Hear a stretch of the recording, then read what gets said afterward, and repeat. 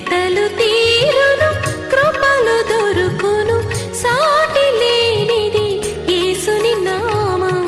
యేసునామమే మధురం, మదిలో తలచిన ధన్యం. యేసునామమే మధురం.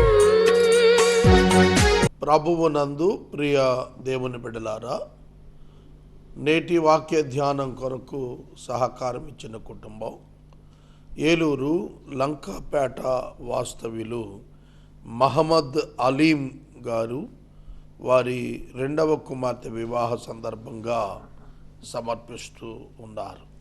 దేవుడు మహమ్మద్ అలీం గారిని వారి కుమార్తెను ఆశీర్వదించాలని ప్రార్థిద్దాం. కుమార్తె వివాహము ఘనముగా ప్రభువు కృప చూపినట్లు వేడుకుందా. ఈ మాసం చాలా తక్కువ ఎపిసోడ్ సహకారులు వచ్చారు. చాలా ఆర్థిక అవసరతలు ఉన్నాయి. దేవుడు నమ్మదగినవాడు. ఆ నమ్మదగిన దేవుణ్ణి మనం ఆశ్రయించాం. ఆయన పిల్లలుగా మనకేది కొదువు లేకుండా చేస్తూ ఉన్నవాడు. ఆయన ఒక ప్రత్యేకమైన ప్రణాళిక చొప్పుననే పరీక్షకు అప్పగిస్తారు. మినహా మనం శాంతికరమైన అనుభవాలే చూస్తాము. కాబట్టి ప్రభువుకు నమ్మకంగా ఉండు నిమిత్తము మనకు దేవుడు కృపనివ్వాలని ప్రార్థిద్దాము. మహమ్మద్ అలీం గారికి ప్రత్యేక ధన్యవాదాలు. మమ్మను మిక్కిలుగా ప్రేమిస్తున్న మా ప్రియ తండ్రి, మీకు వందనాలు, స్తోత్రాలు. నేటి వాక్య ధ్యానము ద్వారా మాతో మాట్లాడండి. ప్రాచీన పాపపు స్వభావం కలిగిన వాడిగా, నీకు అనుదినం ఆయాసం కలిగిస్తున్న వాడిగా ఉన్న నన్ను మీరు క్షమించాలని నేను ప్రార్థిస్తున్నాను. నా వలె ప్రతి ఒక్కరూ తమ పాపమును గురించి పశ్చాత్తాపడుటకు సహాయం చేయమని పరిశుద్ధాత్మదేవుని విజ్ఞాపన చేస్తున్నాను. ఈ సమయంలో వాక్యము చేత మీరు మాతో మాట్లాడాలని మేము కోరుకుంటున్నాం ప్రభు. తద్వారా మా బ్రతుకులు బాగుపడటానికి కృపనివ్వండి. మహమ్మద్ అలీం గారు సహకరించారు. వారి కుమార్తె వివాహం కొరకు ప్రార్థన కోరారు. బిడ్డను దీవించండి, మేలు చేయండి. ఈ రాత్రి వాక్యం వింటున్న ప్రతి ఒక్కరితో మీరే స్వయంగా మాట్లాడండి. యేసు నామమున ప్రార్థిస్తున్నాం తండ్రి, ఆమెన్. ప్రభువునందు ప్రియ దేవుని బిడ్డలారా,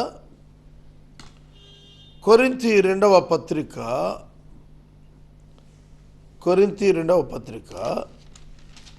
6వ అధ్యాయము. నేను నిన్నటి దినం 10 వచనాలు చెప్పాను. ఇంకా కొన్ని వచనాలు, వీటిలో కొంత సమాచారం నేను మీకు చెప్పాలని ఆశిస్తున్నాను. మరోసారి ఇదే మాటలు ఒకసారి గమనిద్దాము.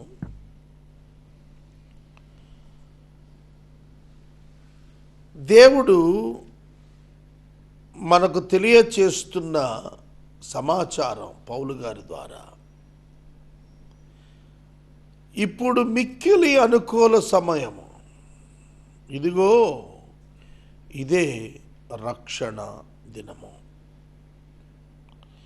ఇదిగో ఇప్పుడే మిక్కిలి అనుకూల సమయము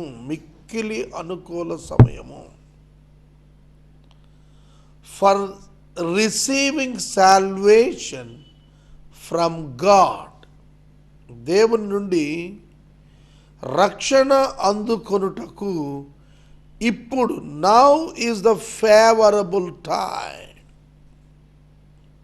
Behold, now is the favorable time. ఇదిగో ఇప్పుడే, రైట్ నా, మిక్కిలి అనుకూల సమయము, ఫేవరబుల్ టైం. తెలుగులో మిక్కిలి చేర్చాడు, ఇంగ్లీష్లో అనుకూలమైన సమయము అన్నాడు. ఏమిటి అసలు రక్షణ అంటే ఏమిటి? రక్షణ అనగా పాపము యొక్క జీతమైన మరణము, అగ్నిగుండం, అది తప్పించుకొనుట.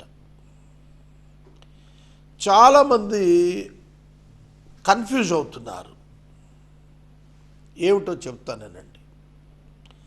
ఆదాము నందు మనకు మరణము అందరికీ సంప్రాప్తమయ్యింది అంటే అనుకుంటున్నారు ఫిజికల్ డెత్ అనుకుంటున్నారు.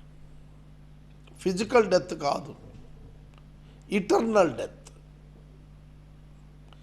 ఆదాము నుండి, ఆదాము పాపము వలన మనము ఆదాము నందు ఉండి పాపము చేసిన వారమై, ఆదాము అనే మాటకు అర్థమే మ్యాన్ కైండ్. ఆదాము నందు ఉన్నాము మనం ఆదాము పాపం చేసినప్పుడు. ఎందుకంటే ఆదాము నుండే మనం వచ్చాము. చాలామంది యాడమ్ బ్లడ్ కరప్టెడ్ అనుకుంటున్నారు, అట్లా కాదు. పాపము అనగా దేవుని తృణీకరించుట, దేవుని స్థానములో తనను ప్రతిష్ఠించుకొనుట, దేవుని కంటే తనకు ప్రాధాన్యత ఇచ్చుకొనుట, దేవునిపై అవిశ్వాసం ఉంచుట, అదే పాపం అంటే. ఇప్పుడు పాపము అనే పదం నిర్వచనాలు మారిపోయాయి, అందుకే లోకం ఊరికే కన్ఫ్యూజ్ అయిపోతుంది. క్రైస్తవేతర మిత్రులు చాలా సందర్భాల్లో క్రైస్తవుల మీద వ్యంగ్యాస్త్రాలు ప్రదర్శిస్తారు, పాపుల సమూహం అని. నిన్న నేను ఒక వాట్సాప్ ఇమేజ్ చూశాను. గుడ్డి వాళ్ళంతా లైన్ కట్టి తడువుకుంటూ పోతున్నారు. వాళ్ళని ఒక బాబు రాశాడు రైటప్. ఏమి రాశాడంటే, పాపులము మేము అనుకుంటున్న సమాజం వీళ్ళు ఎప్పటికీ మారర్రా అంటాడు ఆయన. క్రైస్తవులే పాపులని చెప్పుకుంటారు, మిగతా వాళ్ళు చెప్పుకోరు అన్నాడు. చెప్పుకోనంత మాత్రాన పరిశుద్ధులు అయిపోయారా బాబు? లేదు. చెప్పుకోకపోయినా వారు పాపులే. ఒకడు చెప్పుకున్నా చెప్పుకొనకపోయినా ఆదాము పాపము చేసినప్పుడు సమస్త మానవ జాతి అతని యందే ఉన్నది. ఆ స్వభావము అందరికీ కూడా అదే స్వభావం, కరప్ట్ అయిన స్వభావం రాట కారణం ఏంటంటే యాడమ్స్ సిన్. కాబట్టి ఆదాము పాపం ఏం చేసిందంటే ఆదామునకు తీర్పునకు తీసుకుని వచ్చింది. ఆదామునకు తీర్పు ఏమిటి అంటే మరణము. రెండవ మరణము అగ్నిగుండము. ఆదామునకు దేవుడు ఆదికాండం 2:17 నిశ్చయముగా నీవు చచ్చెదవు అన్నది it's not physical death, it is eternal death. Death in spirit, ఆత్మలో చావు. ఆత్మకు చావు లేదు.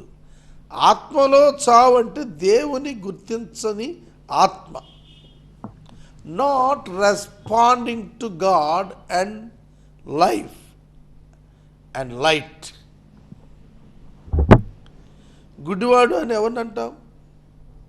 గుడ్డివానికి కూడా సూర్యుడు ఉదయిస్తున్నాడు, కానీ గుడ్డివాడు చూడలేకపోతున్నాడు. His eyes were blind. అతనికి వెలుగు లేక కాదు, వెలుగు చూడలేక. That is blindness. Physical death ఎప్పుడు ఇచ్చాడు దేవుడు? ఆదాముకి వరంగా ఇచ్చాడు. ఇటర్నల్ డెత్ పనిష్మెంట్ అయితే physical death is a gift, grace, కృప. ఫిజికల్ డెత్ గనక ప్రభువు ఇచ్చుండకపోతే ఆదామునకు ఇవాళకి బతికే ఉండేవాడు. కనుక గుర్తుపెట్టుకోండి, రక్షణ అనగా దేని నుండి? ఇటర్నల్ డెత్, హెల్ ఫైర్ నుండి. కారణం ఏమిటి? పాపం. ఏ పాపం? ఆదాము యొక్క పాపం. మనలను పాపిగా దేవుడు చెయ్యలేదు, ఎంచాడు. ఏలయనగా పాపము కలిగిన వారముగా పుట్టినాము. పాపము కలిగిన వారంటే పాపపు స్వభావం కలిగిన వారుగా జన్మించాం, అందుకే పాపం చేస్తున్నాం. చిన్న పిల్లవాడు సహితము వాడి చేష్టల చేత వాడెవడో తెలియచేస్తాడు.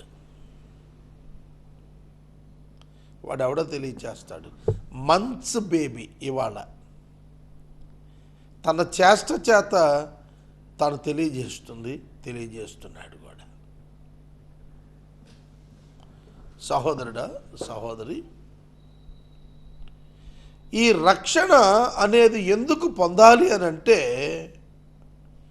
అగ్నిగుండము నుండి తీర్పు దినమున తప్పించుకున్నట్టు, మరణానంతరము పాతాళ లోకములో వేదనా స్థలములో పడకుండునట్లు ప్రభువు సన్నిధిలోనికి వెళ్ళేటట్లుగా రక్షించబడే అనుభవాన్ని పొందాలి. రక్షణ ఎట్లు సాధ్యము? ఈ నామముననే మనకు రక్షణ కలుగును, మరి ఏ నామమున మనకు రక్షణ కలుగదు? పైన ఆకాశమందే కానీ, క్రింద భూమి అందే కానీ, భూమి క్రిందయే కానీ, నీటి అందే కానీ, దేని ఎందున్న దే నామము చేత రక్షణ కలుగదు. ఈ నామముననే మనము రక్షణ పొందవలెను. ఇంత గొప్ప రక్షణ నిర్లక్ష్యము చేసిన ఎడల ఎలాగునా తప్పించుకుందాము. రక్షణ అనగా నరకము నుండి తప్పింపబడుట అను కృప యేసుక్రీస్తు ప్రభువు వలన కలిగినది. యేసుక్రీస్తు ప్రభువు దేవుని వాక్కు, దేవుని యందు, దేవుని యొద్ద ఉన్నవాడు, దేవుడై ఉన్నవాడు. ఆయన స్వయంగా మానవ పాపాన్ని నుండి, దాని శిక్ష నుండి మానవుణ్ణి తప్పించడానికి ఆ శిక్షానుభవాన్ని తాను నరావతారి అయి ప్రత్యామ్నాయ బలిగా తనను సమర్పించుకుని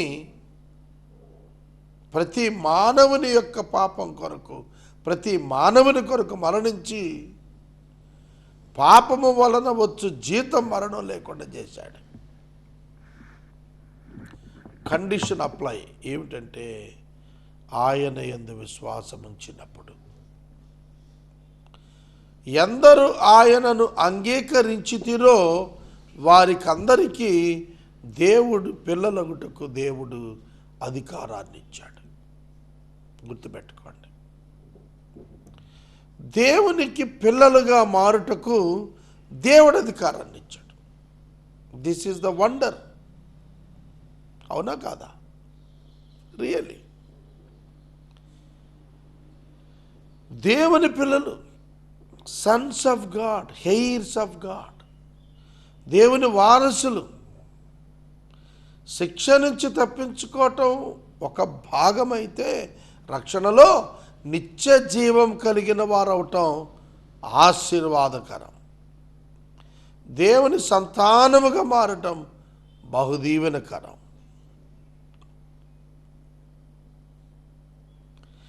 ద బెనిఫిట్స్ ఆఫ్ అడాప్షన్ వారికి దొరికింది.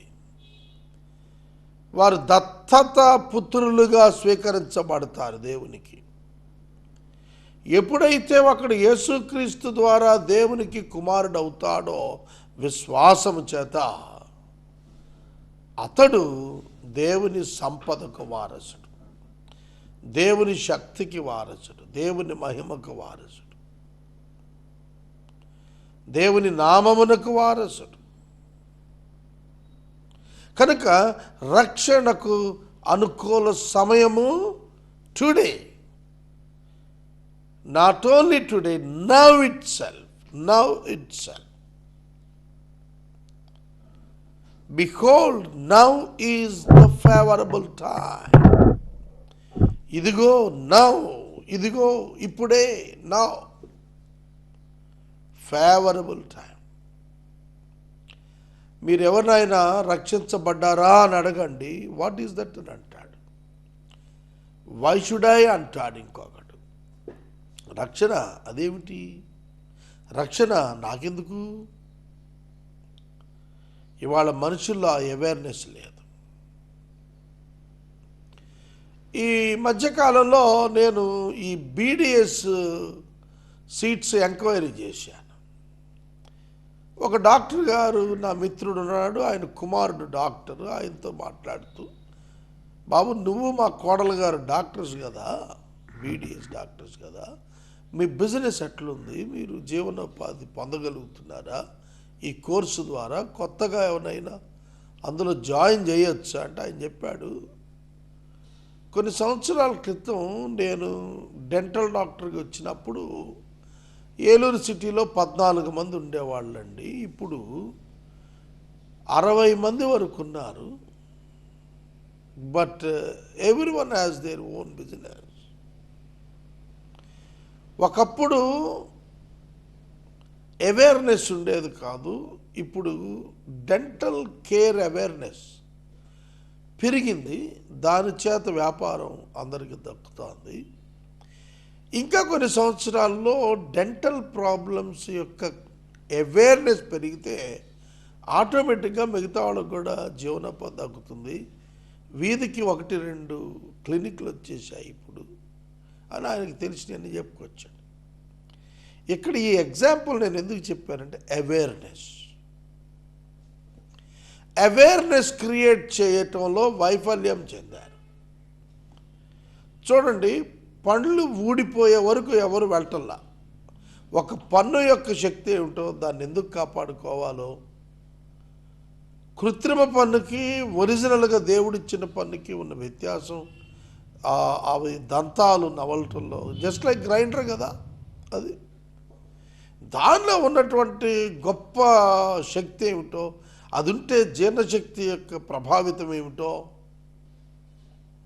ఇవన్నీ ఇప్పటికీ no explanation from government side.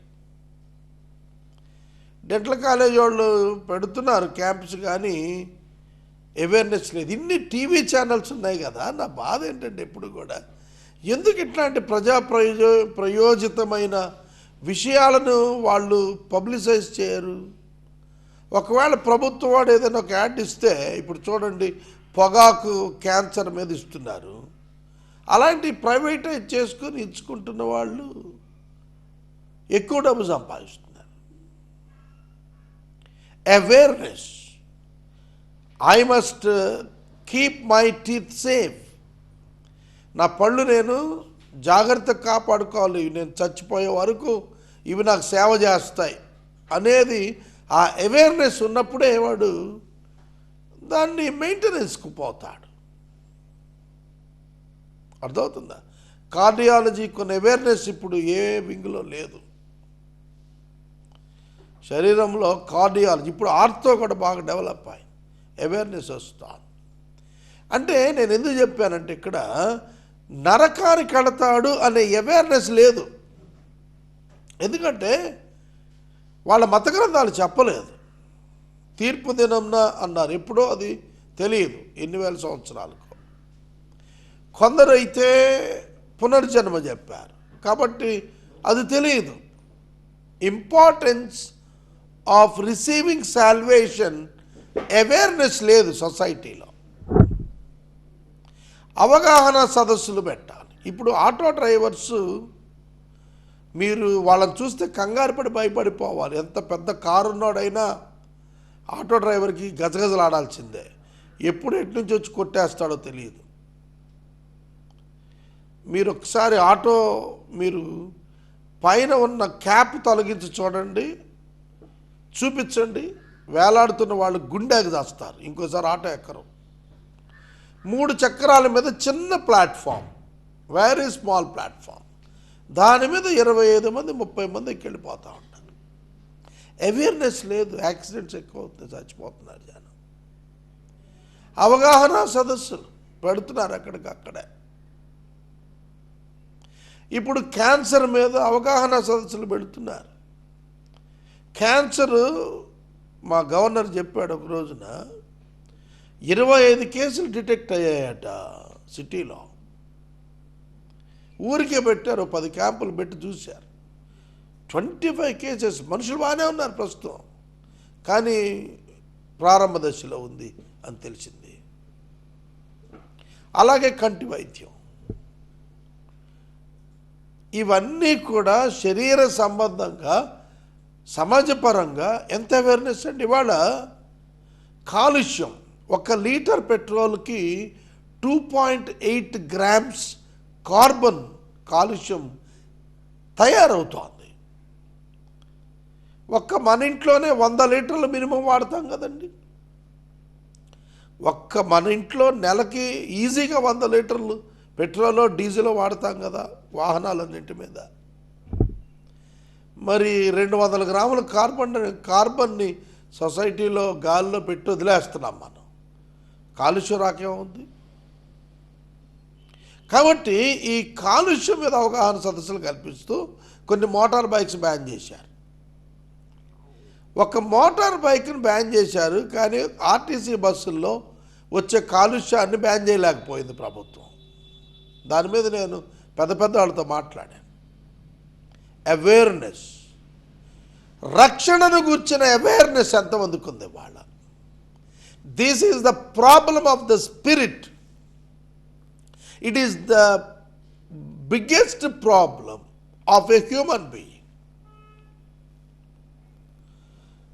గుండె సమస్య ముఖ్యం కాదు, పంటి సమస్య ముఖ్యం కాదు, కంటి సమస్య ముఖ్యం కాదు, మూత్రపిండముల సమస్య ముఖ్యం కాదు, నరముల బలహీనత ముఖ్యం కాదు. నువ్వు పాపములో ఉండి చనిపోతే నరకానికి వెళ్ళి నరకములో శాశ్వత కాలం ఉండాల్సి వస్తుంది, అగ్నిగుండాల్లో. That is more dangerous.